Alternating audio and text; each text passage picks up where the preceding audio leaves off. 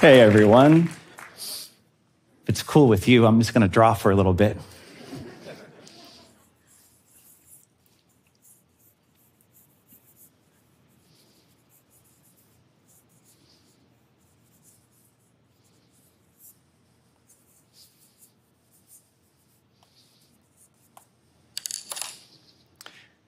Story has always helped me understand the human experience.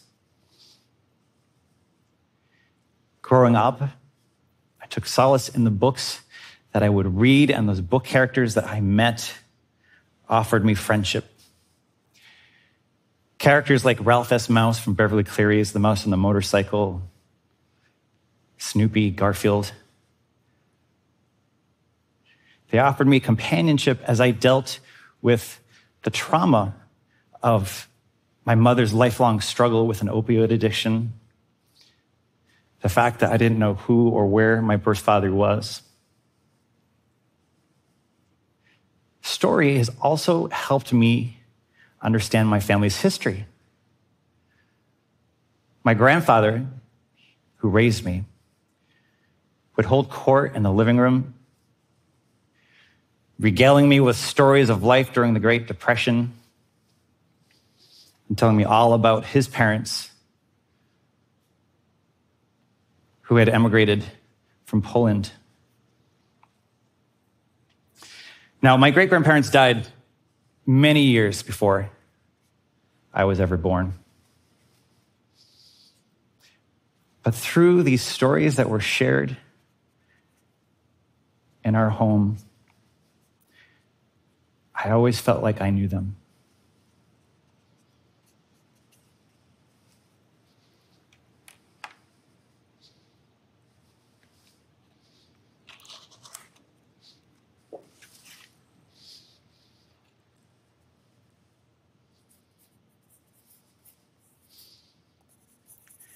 Now, creating my own stories, that offered me an escape portal. You see, it was a home that was filled with so much dysfunction. My grandparents drank a lot. There was a lot of yelling. There was a lot of chaos, and I controlled none of it. But on the pages of my comics, I was the one calling the shots. Creating my own worlds, creating my own characters, sharing them with my friends and family members. I thrived off that creativity. Now, my mother was an incredibly talented artist. And even though she spent the majority of my childhood incarcerated, she spent her time drawing cartoons and mailing them to me. And these cartoons that arrived from prison from my mom, it was her way of letting me know that she loved me and letting me know just what I was capable of.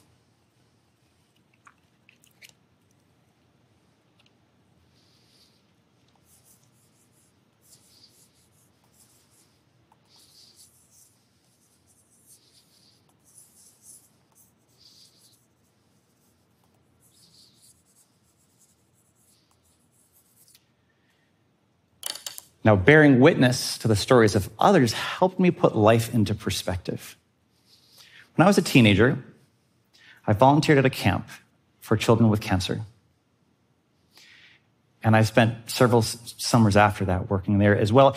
And of all the kids I met over the years, the kid that sticks out the most in my memory is Eric. Eric was the very first kid that I was charged to care for. I was 16 years old. He was 4 and had recently been diagnosed with leukemia. Now, despite his thinning hair, despite the shunt in his chest, this boy wielded a Power Ranger sword and went after life with so much energy and an ear-to-ear grin. Now, in my years of working with kids with critical illnesses at camp, I was often lauded, but that just always felt unnecessary and backwards because it just felt like such a selfish endeavor. I was given a front row seat to some of the most remarkable stories in human history. Eric died shortly before his 6th birthday, 25 years ago. And there isn't a day that I don't think about him. There's a day that I don't think what he meant to me or what he was able to do with his short life. And I do remain in touch with his family when I visit his gravesite. I don't bring flowers. I bring a Power Rangers action figure.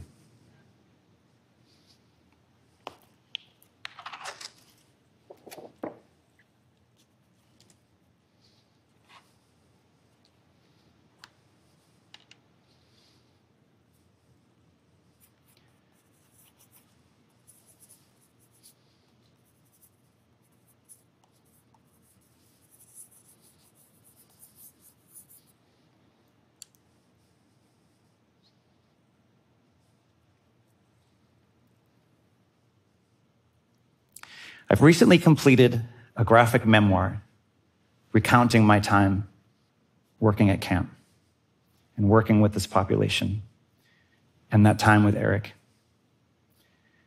Now, creating graphic memoir is a daunting experience. There is, of course, the physical labor of a book that is hundreds of pages long, that has multiple panels of art on every single page. But it's the emotional toll that is the most difficult to deal with. I'm face to face with these loved ones that I miss. I'm in that room again, and often for the first time dealing with stuff I'd never dealt with at the time. Now, I went into this process knowing full well how intense this experience would be. I'd previously created a graphic memoir called Hey Kiddo, about my own childhood and my mother's addictions. So I know what you're all thinking. Books for kids about a parent with heroin addiction, pediatric cancer, and yes, I am just chasing all of the hot trends in children's literature. But when I was working on Hey Kiddo, even though the most important people in my life had since passed, my grandfather, my mother, production on that book brought me closer to them.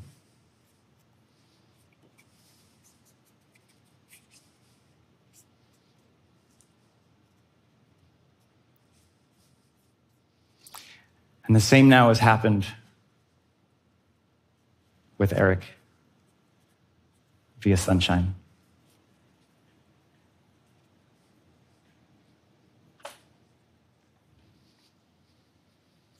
We all have loss in our lives, and we all have pain in our life, and that can be so incredibly difficult. And I know all too well that